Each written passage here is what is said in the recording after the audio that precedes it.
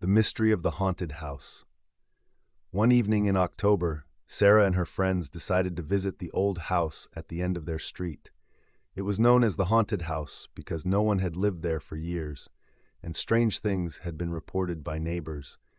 People said they saw lights flickering inside, even though the electricity had been cut off long ago. When Sarah and her friends arrived, they noticed that the front door was slightly open. Inside, they heard footsteps coming from upstairs, but when they went to check, no one was there. Every time they turned around, something felt different.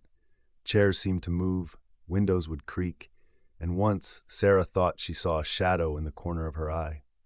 As they continued exploring the house, a strange knocking sound echoed through the walls. It was getting louder, and suddenly, a cold breeze blew through the hallway, even though all the windows were closed. Sarah's heart raced as she saw a figure pass by in the darkness.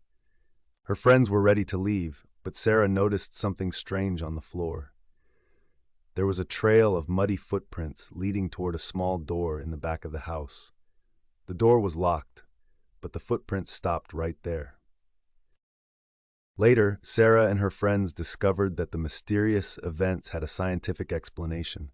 The house's old plumbing and air ducts were causing the noises and cold drafts.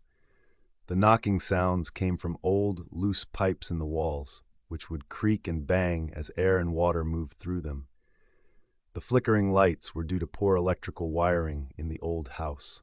Sometimes when there were sudden changes in air pressure or temperature, the old wires would briefly spark, making it seem like the lights were flickering, even without electricity.